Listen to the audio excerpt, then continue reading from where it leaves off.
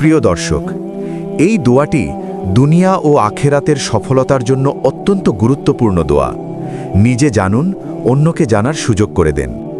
দোয়াটি হল, লা ইলাহা ইল্লাল্লাহু ওয়াহদাহু লা শারীকা লাহু লাহুল মুলকু ওয়া লাহুল হামদু ওয়া হুয়া আলা কুল্লি শাইইন কাদির। অর্থ, আল্লাহ ছাড়া কোনো সত্য ইলাহ নেই, তিনি একক, তার কোনো শরিক নেই, সমস্ত রাজত্ব তারই, সকল প্রশংসা তারই, আর তিনি সব কিছুর ওপর সর্বশক্তিমান। ব্যাখ্যা: লা ইলাহা ইল্লাল্লাহ, আল্লাহ ছাড়া কারো ইবাদত করার অধিকার নেই, এটি তাওহীদের মূল ঘোষণা।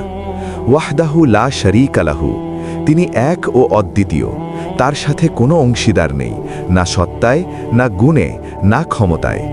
লাহুল মুলকু, সারা আসমান জমিনের মালিকানা একমাত্র তার, ক্ষমতা ও কর্তৃত্ব কেবল আল্লাহ। ওয়ালাহুল হামদু, সব ধরনের প্রশংসা, শুকরিয়া ও কৃতজ্ঞতা শুধু তারই প্রাপ্য। ওয়াহুয়া আলা কুল্লি শাইইন কাদির, তিনি সব কিছুর উপর সর্বশক্তিমান, অসম্ভব বলে কিছুই নেই তার জন্য। ফজিলত: এই জিকিরটি অত্যন্ত মর্যাদাপূর্ণ। সহি হাদিসে এসেছে, যে ব্যক্তি দিনে 100 বার এই দোয়া পড়ে সে বড় সওয়াব লাভ করে এবং গুনাহ মাফ হয়। এটি বর্ণিত হয়েছে সহি আল বুখারী ও সহি মুসলিম গ্রন্থে। উপসংহার: এটি তাওহীদের পরিপূর্ণ ঘোষণা, আল্লাহর একত্ব, ক্ষমতা, রাজত্ব ও প্রশংসার স্বীকৃতি। নিয়মিত পাঠ করলে ঈমান মজবুত হয় এবং অন্তরে শান্তি আসে।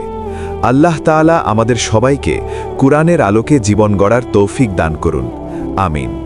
ভিডিওটি ভালো লাগলে লাইক, কমেন্ট ও শেয়ার করুন। ইসলামিক আলোচনা পেতে আমাদের হিদায়েতের আলো চ্যানেলটি সাবস্ক্রাইব করুন।